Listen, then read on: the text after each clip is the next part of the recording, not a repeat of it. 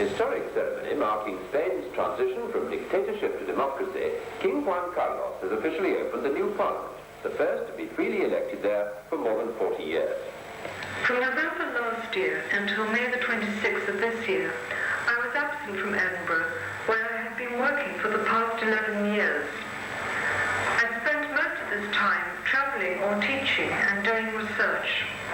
I visited Germany for the first time, travelled to Holland for a video show, and spent a lot of time in the company of my family. On January the 23rd, we went to Oxford for the day and visited the Ashmolean Museum. I came across a painting in the collection of Western art which haunted me for several months and which led me to find out more about the Vanitas subject. The painting, probably by Tournier, of a 17th century woman holding a mirror which reflects her jewellery placed on a table in front of her, is entitled Allegory of Justice and Vanity. So busmen will get only about 25 jobs. Although there's bound to be some dissatisfaction expressed by both sides, both are bound to accept the TUC's decision. And as the railmen have got most of the jobs, and the busmen will be providing extensive feeder services for the metro, complaints aren't likely to be particularly bitter. Thank you, sir. I'll be with you shortly. Shall we settle the camera too? He's over there. You can show us Friday night, can't you? Thank you very much, sir. And the main points of the news again. On day one of the strike by air traffic control assistants, there have been more flights than had been anticipated, and the majority of them have been departing on time. In the final test match at the Oval, the Australians have had a good day, with England losing 7 wickets for 163 runs. And after 2,000 demonstrators staged a shop floor revolt today, the threatened strike at British Leyland's Longwood plant has been called off. And that's the news so far this evening. Good evening. Still life did not emerge as a subject in its own right until the 16th century. Before that, it appeared in religious pictures and portraits as part of the setting.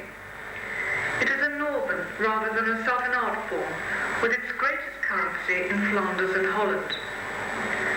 After the Reformation, when religious painting diminished in the Protestant north, still life became a popular subject, the chief type being the Vanitas theme, a collection of objects chosen and arranged to remind the spectator of the transience and uncertainty of life. Hourglasses, skulls, mirrors, butterflies, flowers, candles and books speak an immediate and universal language, and the type was probably derived from the memento mori representations of St. Jerome, popular in Utrecht. A £1 million scheme has been announced to sponsor English cricket over the next 5 years. The money is being put up by an insurance company, and it will mean a £1,000 fee each time for players in home test matches. But there'll be support too for overseas tours and county sides. A report by David Cass. Good evening. £1 million is to be put into English cricket over the next 5 years by the Cornhill Insurance Company. It means test players will get £1,000 a game, and there'll be more cash for tours and £130,000 a year for county and club cricket. The deal with the Test and County Cricket Board follows the signing of some of the world's top cricketers by Mr. Kerry Packer to play in an unofficial test series. Our sports editor, John Parker, spoke to Cornhill's general manager, Mr. Cecil Burrows, and to the chairman of the TCCB, Mr. Doug Hinso. First he asked Mr. Burrows, why had Cornhill put up the money? Painting portraying the artist in a studio seated at a table on which are placed among other objects various emblems of transience became very popular in the second half of the 17th century in Holland, particularly under the Calvinist influence of the University of Leiden. David Bailey, Peter Claes and Gerard Doux were among painters who belonged to this school. Heavy rain in the West Country has brought harvesting to a standstill today. According to a spokesman for the National Farmers Union, the harvest there is at least a month behind normal. 2 weeks ago, farmers around the country were looking forward to a record harvest, but widespread rain and strong winds have been flattening crops, making harvesting that much more difficult, as David Cass has been finding out in Bedfordshire. The self-portrait showing the painter creatively active attained widespread popularity in the 17th century. The artist is often represented seated in front of his easel, either working or pausing for a moment in order to face the onlooker. In a later development, the portrait turns into a genre scene in which the painter often disappears in the vastness of a studio crowded with objects. Often the painter turns his back to the viewer, and the painting then loses its character of portraiture altogether. Hello, good afternoon. In an emotional and unexpected speech in the House of Commons this morning, the Conservative MP, Mr. John Caudle, announced that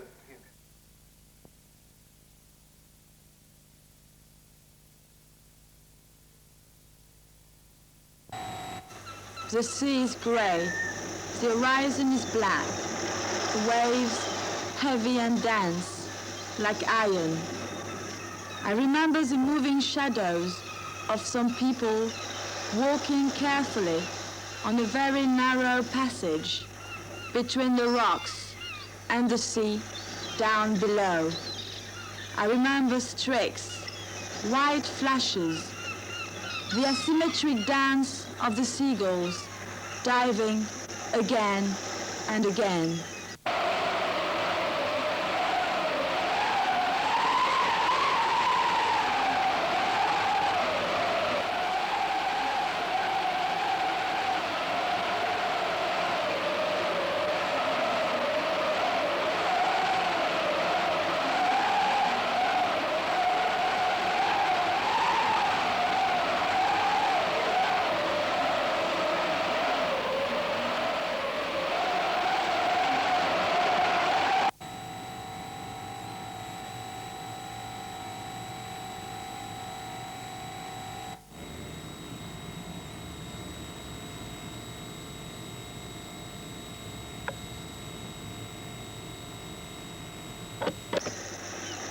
I looked at the camera, suddenly taken away from this fragile relationship with the surrounding.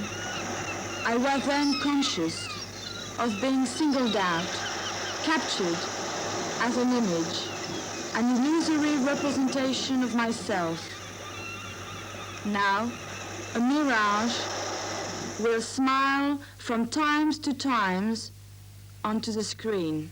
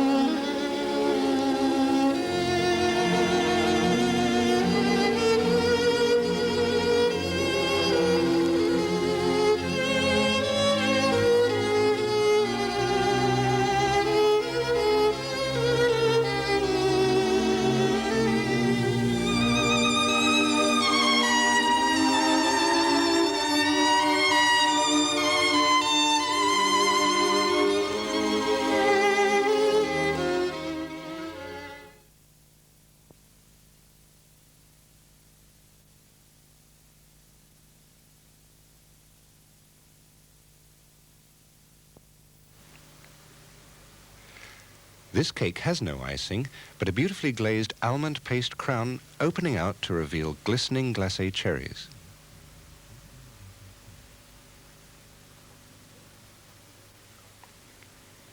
The coffee engagement cake is a really striking-looking cake, which young people may enjoy more than a fruit cake with traditional almond paste and icing.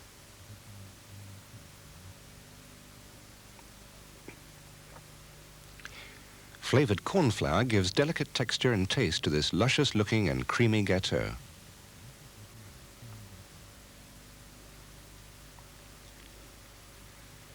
Well-drained tin pears can easily be made to look like bunnies when arranged on coconut-tinted green, as if they were nibbling away on a grassy lawn together. Ears are made of toasted almonds and the fluffy tails piped on with cream in stars.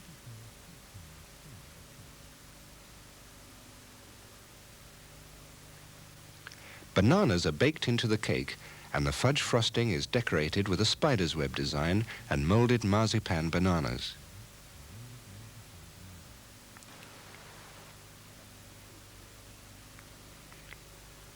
Novelty-shaped biscuits.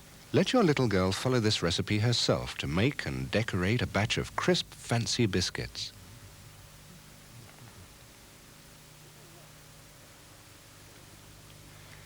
Little nuns from France, delicate fancy tartlets, which are good examples of the French pâtissier's art.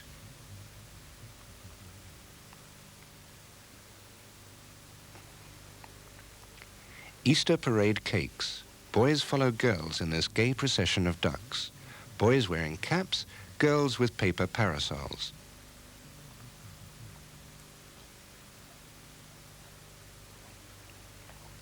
Mandarin mocha cake. Coffee-flavored creamy filling and coating contrast well with the fresh flavor of mandarin oranges and crisp walnuts, rows of which also decorate the top.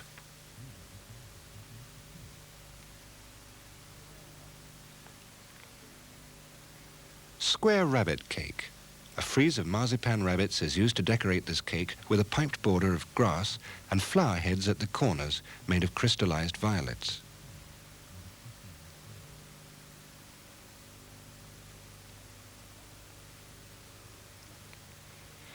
The Mother's Day cake is a rich fruit cake covered with pale yellow fondant icing and decorated with delicate matching roses and ribbon.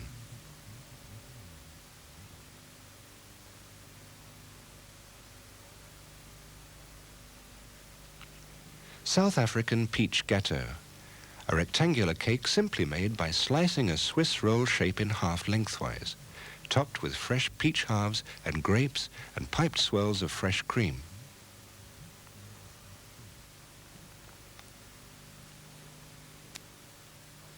For this cake, mark the sides with a serrated icing scraper. Make an 8-star template from greaseproof paper to use as a guide for pricking out the star design.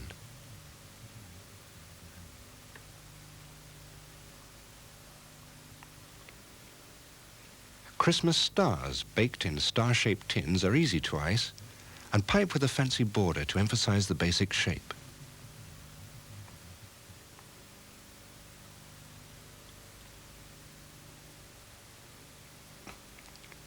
The consistency of the icing used for piping is most important and makes all the difference between a neatly finished cake with clear designs and a messy, disappointing result.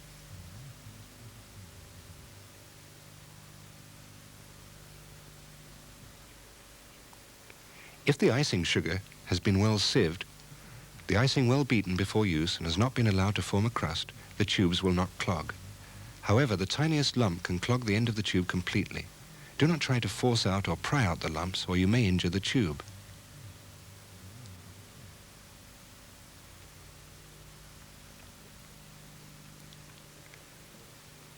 This cake has no icing, but a beautifully glazed almond paste crown, opening out to reveal glistening glacé cherries.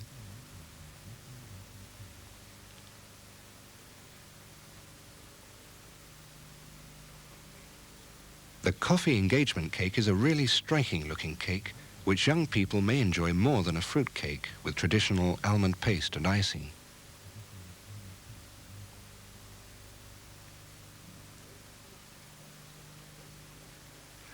Flavoured corn flour gives delicate texture and taste to this luscious-looking and creamy gâteau.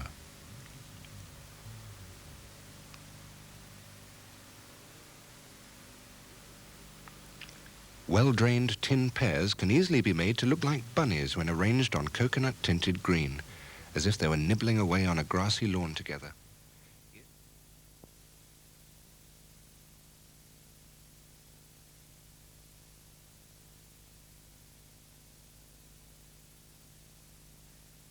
And that's all that keeps me going. That's why I'm sending this message to you. If you can see me or hear me, you'll know that I made it, that I can make it. But the surgeon who wants to cut me, who wants to divide and analyze me, and is me, will try to break up this message, to make something grey and special of it.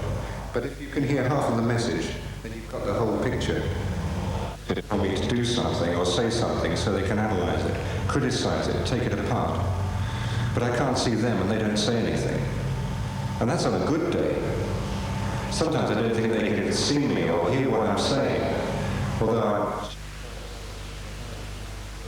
heard, but I just remain a grey blank.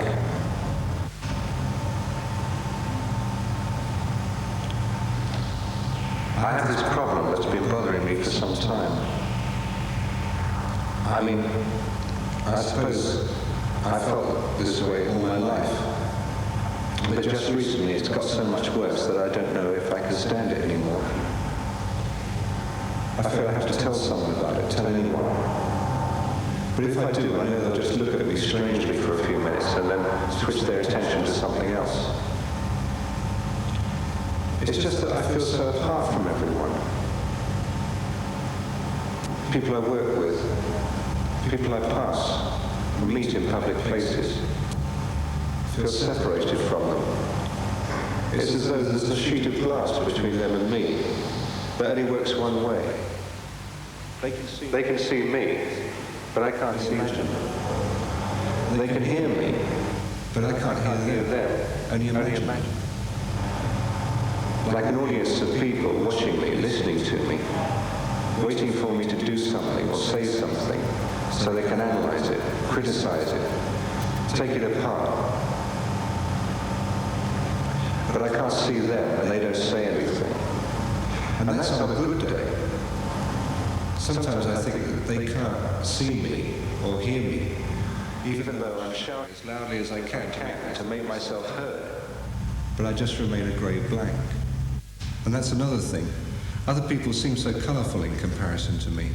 I feel grey and indistinct, just an insubstantial milky shadow from the past, left running in the future. I feel trapped. I can't change. I don't have a future. I'm trapped while other people are free. I can't change. I just repeat and repeat while others continue and develop. I try to move out of this box I'm trapped in, and sometimes I feel that I've managed to get free of it, to take up an independent position outside the box on one side or the other. On the left or on the right. It doesn't really matter which anymore. I think if I can just get outside and stay there, but then I realize it's just an illusion, just a cheap trick. It's only my words. It's only my words that reach out and seem to be free of the box. And my movements are just as much a function of this box as my previous still. I can only maintain a fleeting resemblance to continuity by concentrating hard. Usually my thoughts and words are so fragmented. I'm like a shadow shattered. My words don't match my thoughts, and my lips don't move in time with my words. I'm caught, snatched out of my time, and left adrift in a gallery of people. Real people. An operating theatre, where the surgeon has abandoned the job. And if I imagine him, he looks like me. Trapped in a box inside a box. And that's all my life for now, condemned to repeat. And condemned to over and over and over. I know, I feel sure that there's someone out there, someone special, who knows what I mean, who feels as I feel. And if I can just get this message to you, that's all this message to you. If you get this message, if you can see me, if you can, you'll know that I made it. You'll know that I made it. I can make it. But the surgeon who wants to cut me who wants to divide and analyze, make something grey, will try to break up this message to make something grey and special out of it. But if you can hear half of the message, then you've got the whole picture. Love problem. This problem's been bothering me for some time. I mean, I suppose I've felt this way all my life, but just recently it's got so much worse that I don't know if I can stand it any longer. I feel I want to tell someone, tell anyone. But if I do, I know they'll just look at me strangely for a few minutes and then switch their attention to something else.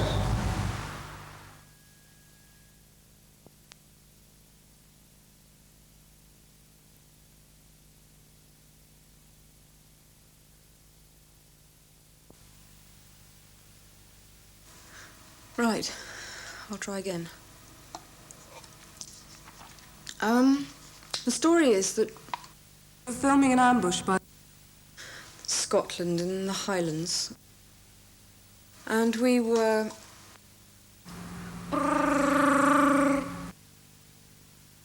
Scotland in the Highlands.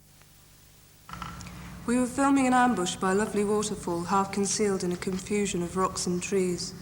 It was a very hot July afternoon, and the actors and extras were suffering terribly in their heavy costumes. Very, very hot.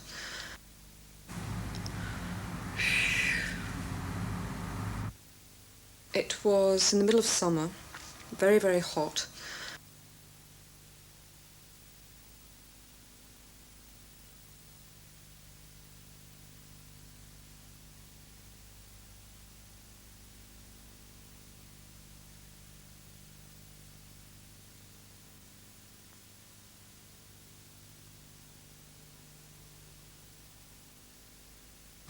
We were all being plagued by clegs. Horrible horseflies that are called clegs. The horses in particular attracted these unpleasant insects. The filming involved some tricky work and things weren't going too well. Someone was knocked off his horse by a deceptively low branch overhanging the stream. The horse trainer was so badly bitten by clegs that her arms swelled to twice their normal size. Twice. The horses themselves were worried by the heat and the insects. They were becoming difficult to handle, and various stunts had to be abandoned.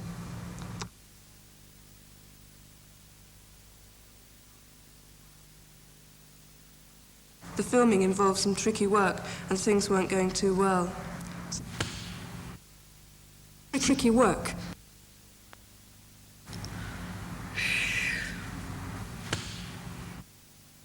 Things weren't going too well.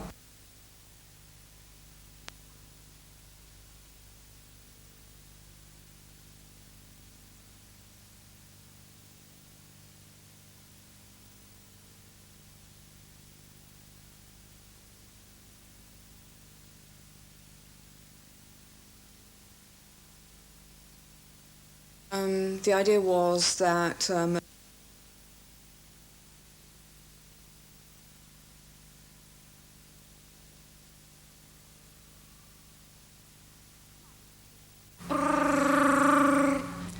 blood and gore was something of a speciality of mine, and I carefully calculated how the blood would have spurted from the severed jugular, where it would have spilled.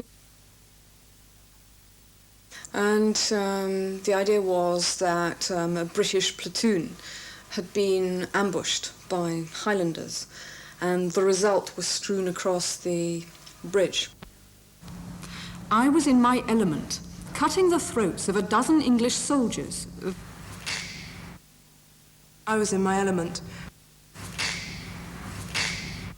I was in my element, cutting the throats of a dozen English soldiers. Cutting the throats of a dozen English soldiers, the victim of an ambush.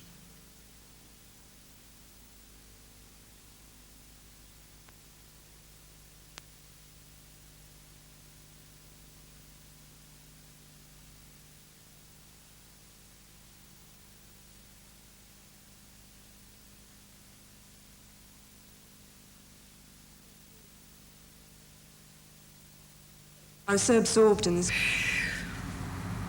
very much absorbed in my task.